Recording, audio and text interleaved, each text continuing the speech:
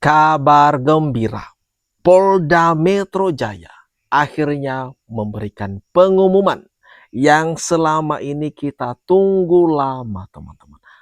Ada 8 orang yang jadi tersangka. Salah satunya adalah trio RRT.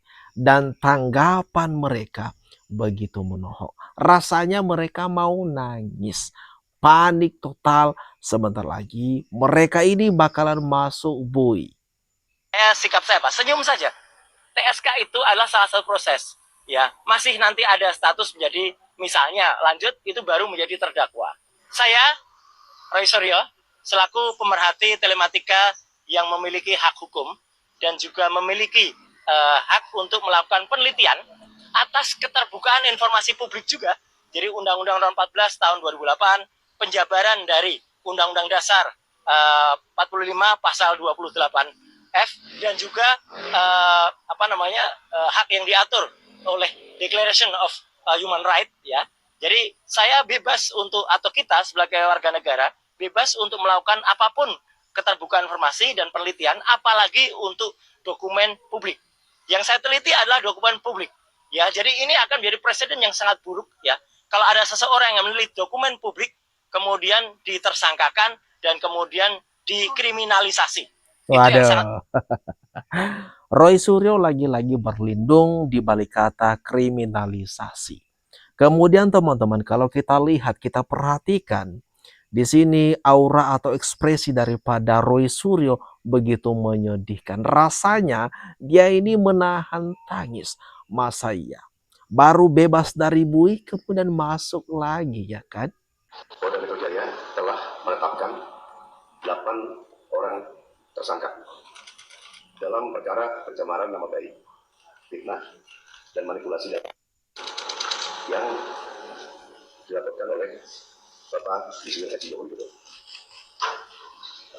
Penetapan ini dilakukan setelah melalui proses asistensi dan gelar perkara, di mana proses tersebut melibatkan ahli dan pengawas, baik dari eksternal maupun internal.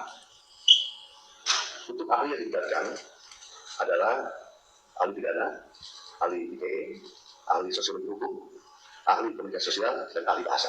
Itu yang kita minta keterangan sebagai saksi ahli.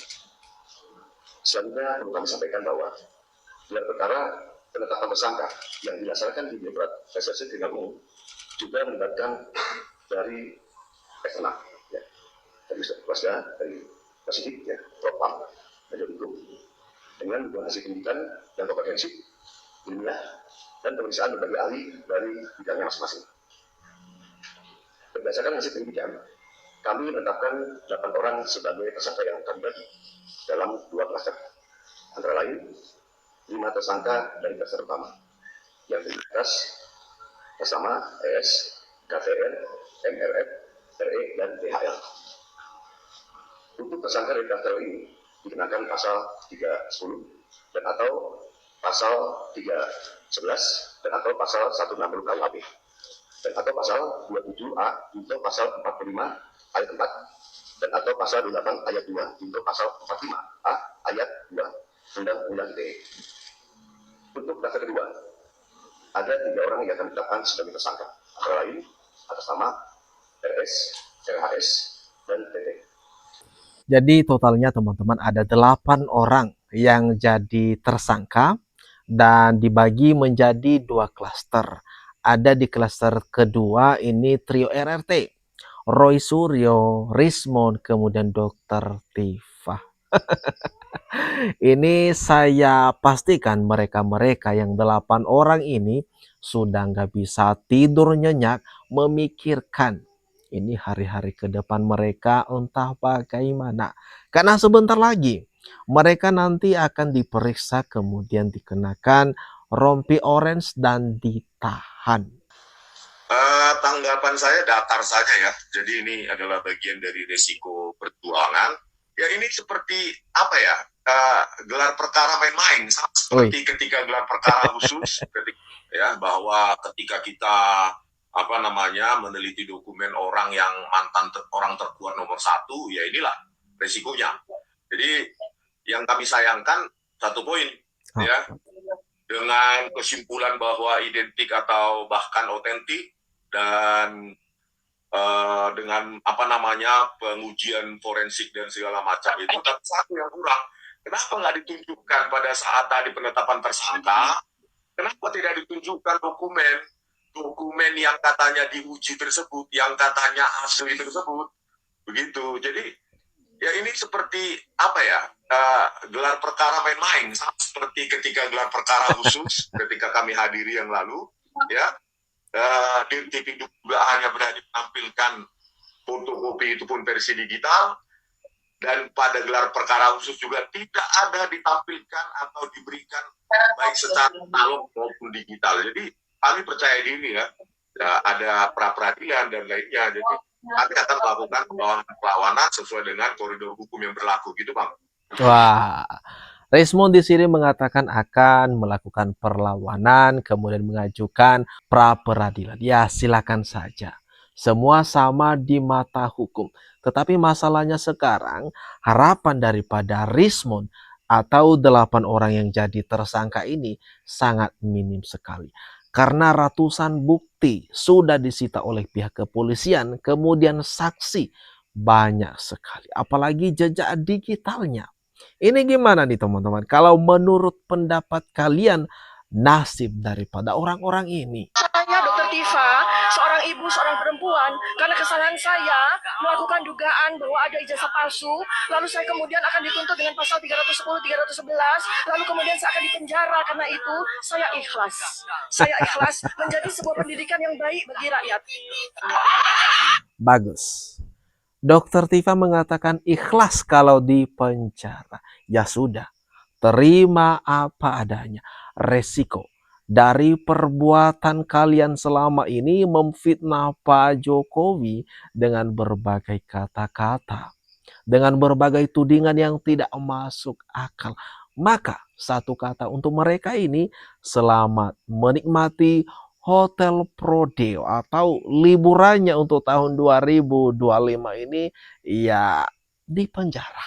Jaya telah menetapkan 8 orang tersangka. Apresiasi yang setinggi-tingginya untuk Kepolisian Republik Indonesia karena sudah menetapkan kelompok Roy Suryo CS menjadi tersangka 7 November 2025.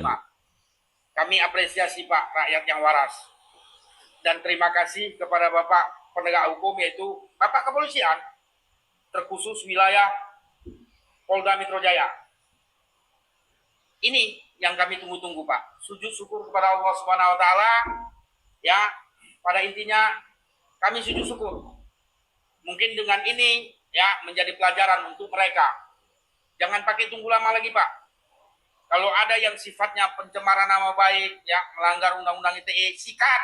Iya. Kami rakyat mendukung Pak Polisi. Kami cinta dengan TNI Polri, terkhusus dengan Polri. Kalau yang seperti ini, tambah cinta kami Pak dengan Polri. Benar Pak? Kami rakyat Indonesia, khusus penggiat media sosial, nggak mau melihat manusia-manusia model Roy Suryo ini. Dan banyak rakyat juga, ya, yang nggak banyak, kalau sekitar 15% itu ya, kalau dihitung banyak juga.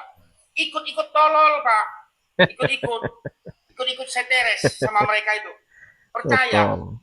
Yang percaya dengan kelompok Roy Suryo itu Pak, ya, orang-orang botol. Iya, saya pastikan botol. Ya, jelas negara kita mempunyai bidangnya masing-masing. Soal ijazah dipermasalahkan, botol saya bilang. Jadi tidak panjang lebar, pokoknya sekali lagi kami apresiasikan untuk pihak Kepolisian Republik Indonesia, terkhusus wilayah kerja Polda Metro Jaya. Polda Metro Jaya. Betul. Siapa Bapak Kapoldanya? Pokoknya jos Pak. Nggak usah takut Pak. Kami rakyat yang waras di belakang Polri. Kami mendukung. Nggak ada intervensi dari manapun. Ya, bila perlu kami dari Sabang sampai Merauke ini yang cinta dengan negeri ini, ya, kami ikut demo kalaupun memang mereka mau demo polisi. Itu aja Pak. Salam dari saya anak bangsa.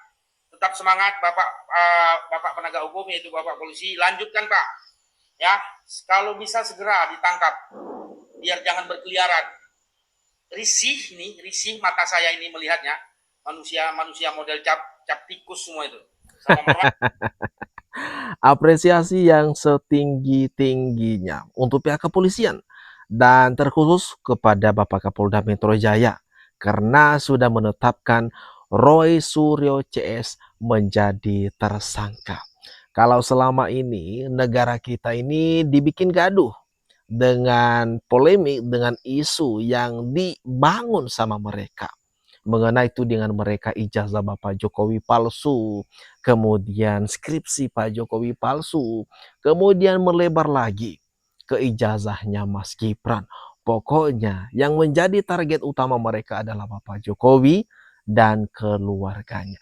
Dengan penegasan yang seperti ini, maka mudah-mudahan tidak ada muncul ini bibit-bibit baru yang berani memfitnah Bapak Jokowi, yang semena-mena kepada Bapak Jokowi. Masyarakat mayoritas Indonesia sangat mengapresiasi langkah penegak hukum yang seperti ini. Atau gimana nih teman-teman? Kalau menurut kalian, atas apa yang barusan saja kita bahas ini dan atas apa yang diumumkan oleh Polda Metro Jaya ini, jangan lupa tinggalkan komentar terbaikmu di kolom komentar yang ada di bawah ini.